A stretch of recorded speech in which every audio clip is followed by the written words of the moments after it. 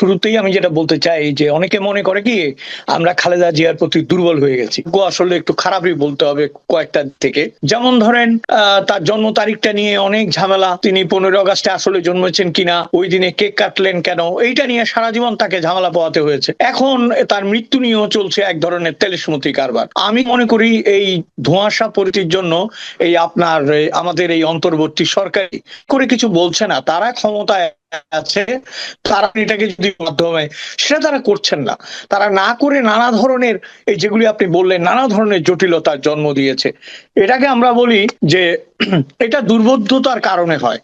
যারা জটিল তারাই কিন্তু দুর্বোধ্যতা তৈরি করে। আপনি ওই যে রবীন্দ্রনাথের কথা বলেছিলাম না, রবীন্দ্রনাথকে কেউ নাকি বলতো যে আপনি এত সরল ভাবে লেখেন, মনে হয় যে আমি লিখছি, আমি তো সবই বুঝি, তাহলে আর কবিতা হলো কেমনে? তখন রবীন্দ্রনাথ বলতেন যে যে মানুষ নিজের কাছে জটিল সে না জটিল ছয় উপহার দিবে, আমি তো জটিল লিখতে পারবো না। এখন ধরেন ওই যে আমাদের দেশের আধুনিক কবিতা, যেমন আকাশে উঠতেছে কাক, মাটিতে পড়ে আছে তোমার আত্মা, এবার আপনি যা বোঝার বুঝেন। এই রকম জটিলতা, এরকম জটিলতা তৈরি করে ফেলেছে। এখন আমি একটা ছোট্ট কথা বলি, আপনাকে শেষ করি প্রসঙ্গটা। সেটা হচ্ছে খালেদা জিয়া কিন্তু শেষ বয়সে এই নাটকটা ডিজার্ভ করে না। তার ছেলে যদি না আসতে পারে, তাকে যদি ছেলের কাছে পাঠাতে হয়, সেগুলো ক্লিয়ার কাট হওয়া উচিত। আমি বলছি কেন জানেন, আওয়ামী লীগেরা যদি এতে অসন্তুষ্ট হয়, কিন্তু সত্য হচ্ছে আমরা সবার প্রতি ন্যায় এবং বিচারের কথা বলছি, স্বচ্ছতার কথা বলছি, আমরা কোনো ব্যক্তির কথা বলছি না। এবং ওই যে আমি বললাম, তাহলে একটা প্রশ্ন উঠতে পারে যে এরকম ধোঁয়াশা তৈরির পেছনে কারণ কি? রাজনৈতিক কারণ যাই থাক, একটা গল্প আছে না যে এক লোক ডাক্তারের কাছে গেছে, গিয়ে বলছে আমার মাথায় ব্যথা, কপালে ব্যথা, এখানে ব্যথা। তো ডাক্তার ওকে বসতে বলে একবার কপাল টিপে, ওই রোগী বলে লাগে, আবার মাথা টিপে বলে লাগে, পিছনে টিপে বলে লাগে, সামনে টিপে বলে লাগে। ডাক্তার গেছে বিরক্ত হয়ে, বলে আপনি মশাই তখন থেকে খালি লাগে লাগে বলেন, কি লাগে? বলে ডাক্তার সাহেব আপনি যত টিপেন তত আরাম লাগে। বুঝছেন? তো এরা মজা পায়, এরা আমাদেরকে মানে পুরা জাতিকে, বাঙালিকে পৃথিবীতে সব জায়গায় একটা ফ্যাসাদের মধ্যে ফেলে এরা মজা নিচ্ছে। কারণ এরা রাজনীতির মানুষ না, এরা কোন সিস্টেমেটিক মানুষ না।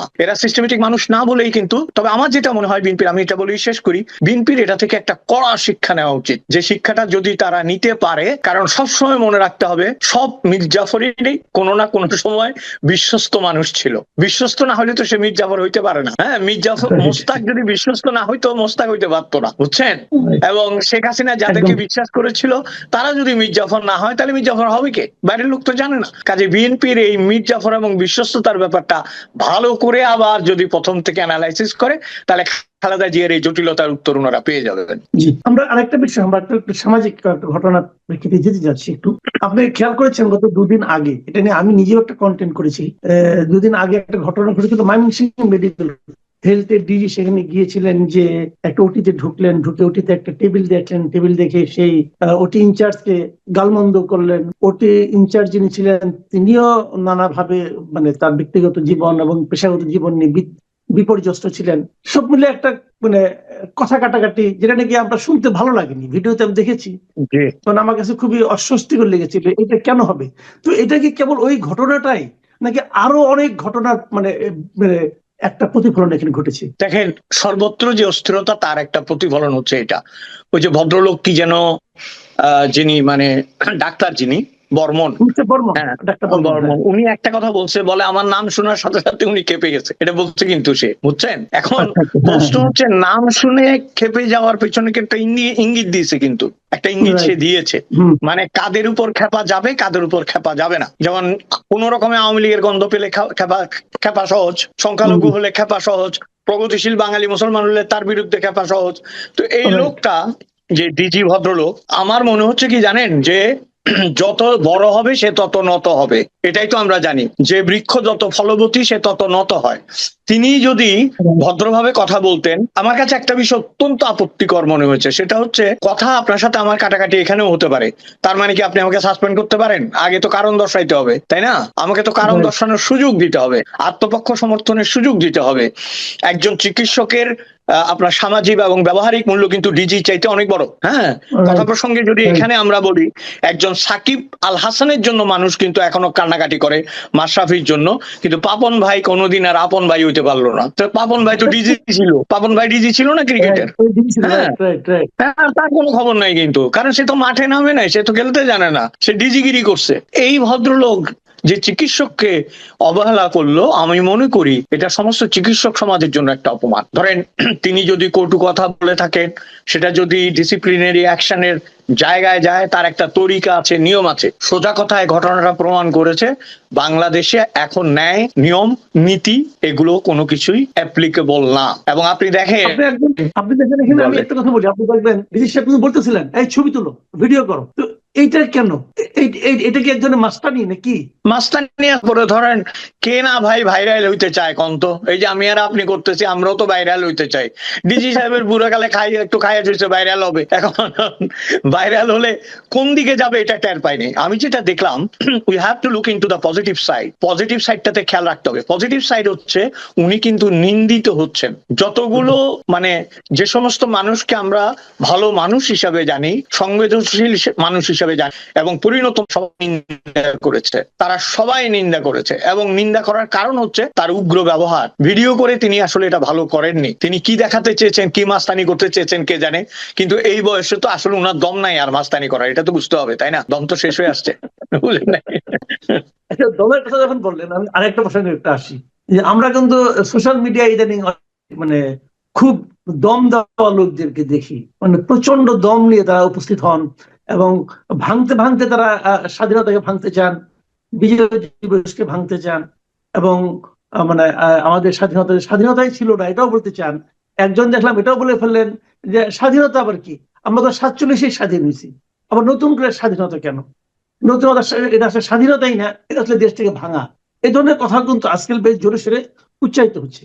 তো এগুলো কেন হচ্ছে এটা আমরা হয়তো একটু, তো ব্যারিস্টার ফুয়াদ যেটা করলেন সেটা নিয়ে আমরা সমালোচনা করতে পারি, কথার জবাব কথায় দিতে পারি, কিন্তু ওনার উপরে যে শারীরিক আক্রমণটা হলো, এটাকে কি আপনি মব বলবেন? অথবা মব যদি বলেন অথবা মব না বলেন, কেন বলবেন না? অথবা এটার উৎপত্তিটা হলো বা কোত্থেকে? জি, প্রথম কথা হচ্ছে যে আমি এখানে মনে করি যে ঢিলটি মারিলে পাটকেলটি খাইতে হয়। এখন এরকম আওয়ামী লীগও মনে করেছিল যে অপ্রতিরোধ্য, আমাকে কে মারতে আসবে, তাই না? এবং মবের আপনি যেটা বললেন, যারা এখন মার খাচ্ছে তারা তো মবের জনক। আপনার মনে আছে ফজলুর রহমান সাহেবের বাসার নিচে দাঁড়িয়ে কি ভাষায় তাকে গালাগালি করা হয়েছিল? এটা মব না? 32 নম্বরে যে আক্রমণ হয়েছে এটা মব না?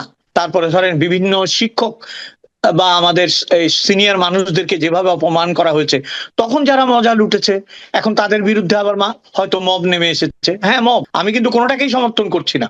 ওই সময় আমরা যেমন পীড়িত হয়েছি, আহত হয়েছি, দুঃখ পেয়েছি, এখন এই ঘটনার জন্য দুঃখ পাওয়ার আগে তো আমার ওগুলো চিন্তা করতে হবে। আমি তো দুঃখ পেতে পারছি না, কারণ দুঃখ পাওয়ার জায়গাটা আপনি বন্ধ করে দিচ্ছেন, তাই না? আপনি টক শোতে গিয়ে যেসব কথা বলেছেন, যেভাবে উত্তেজিত করেছেন মানুষকে, যেভাবে দেশ ও ইতিহাসের বিরুদ্ধে বলেছেন, একটা না একটা সময় তো মানুষ রুখে দাঁড়াবেই। এটা আমার কি মনে হয় জানেন, যে যখনই এইরকম হয় কাঁচের স্বর্গে থেকে ঢিল ছুটতে শুরু করে, কিন্তু ভুলে যায় যে নিজে কাঁচের ঘরে আছে। আমি আবারও বলছি, আমি মবের সমর্থক নই। মবের এই দৌরাত্ম বন্ধ হওয়া উচিত, কিন্তু বাংলাদেশের 90% মানুষের মনে মবের যে ভয় ঢুকেছে, আমার জানা মতে যে ভয়টা ঢুকেছে মানুষের, যে কারণে মানুষ মুখ বন্ধ করে আছে, এটা তার একটা বহিঃপ্রকাশ মাত্র।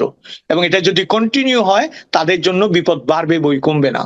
যে ব্যারিস্টার সাহেব উনি কিন্তু, আমি শুনেছি আমি নিজে এখানে শুনছি, উনি 16 ডিসেম্বরকে বিজয় দিবস মনে করেন না। এবং ওনার একটা এখানে তো বিজয় হয়েছে, সিগনেচার করেছে যৌথ বাহিনীর কমান্ডারের কাছে, ইন্ডিয়ান একজন জেনারেলের কাছে, তো সেটা আমাদের বিজয় দিবস কি হয়, এই সমস্ত যুক্তি উনি দেন।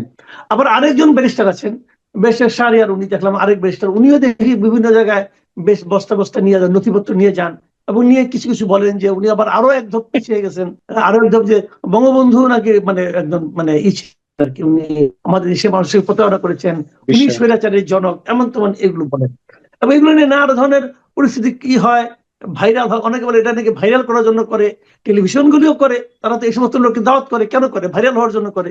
তো এই যে প্রবণতাগুলো, এর কি একটা সামাজিক একটা আপনার একটা আছে না, প্রভাব আছে না? সামাজিক প্রভাবটা কোথায় পড়ছে? প্রথম কথা হলো ধরেন ইতিহাস যে বিকৃত করছে এরা তো জেনে বুঝে করছে। ওই যে আমি আপনাকে মানিক বন্দ্যোপাধ্যায়ের কথা বলতে চেয়েছিলাম যে মানিক বন্দ্যোপাধ্যায় লিখেছিলেন যে তোমার ছেলে মেয়েদের এত পড়াচ্ছ কেন, তারা কি পাশ করে জজ ব্যারিস্টার হবে? এখন বাংলাদেশে যে হারে মাটি ফুরে ফুরে ব্যারিস্টার বেরিয়ে আসতেছে, হঠাৎ করে দেখবেন ব্যারিস্টারে ভর্তি হয়ে গেছে সব। এত ব্যারিস্টার দেখলে তো মানিক বন্দ্যোপাধ্যায় লিখতো যে ভাই আমার এই কথা বাংলাদেশের জন্য প্রযোজ্য না, আমি দুঃখিত। কারণ এই ব্যারিস্টার গুলো বেরিয়ে এসে খেয়াল করবেন, একটা কথা আছে না, ইংরেজিতে একটা কথা বলতো যে আপনার some lawyer is the liar of the society. কিছু লয়ার আছে এই মিথ্যা বলে, এই মিথ্যাগুলোকে ফেনিয়ে ফেনিয়ে বলছে। যেমন ধরেন আপনি যদি একটু গভীরে যান, তার কি লাভ ৭১কে পরাজয়ের কথা বলে, এবং আপনার এই যে ৭১-এর ১৬ই ডিসেম্বরে যে আত্মসমর্পণটা হয়েছে, এইটা একটা আন্তর্জাতিক ঐতিহাসিক দলিল। আপনার মনে আছে টাইমস তখন কাভার করেছিল ব্লাডি বার্থ অফ বাংলাদেশ। আরে এমনি এমনি করে নাকি টাইমসের মতো পত্রিকা ১৯৭১ সালে, যখন আমাদের কোনো অস্তিত্ব নাই?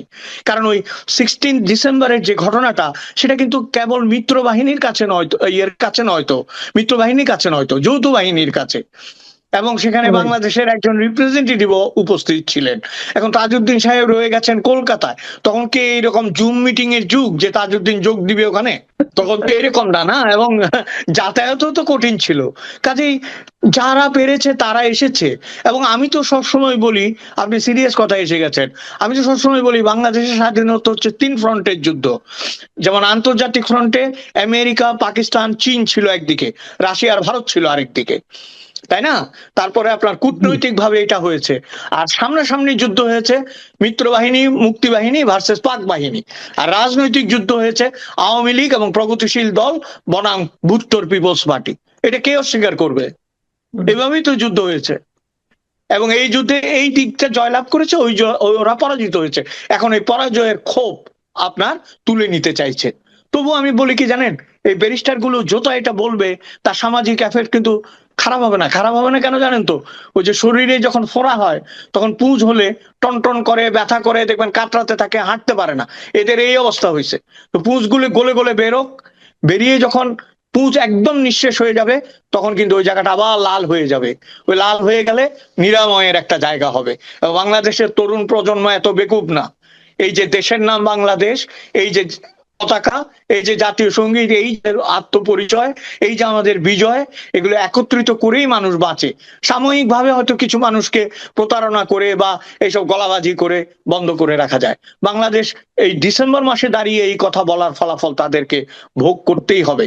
কারণ বাংলাদেশের মাটি চিরকাল উত্তর দিয়েছে, এবারও দেবে।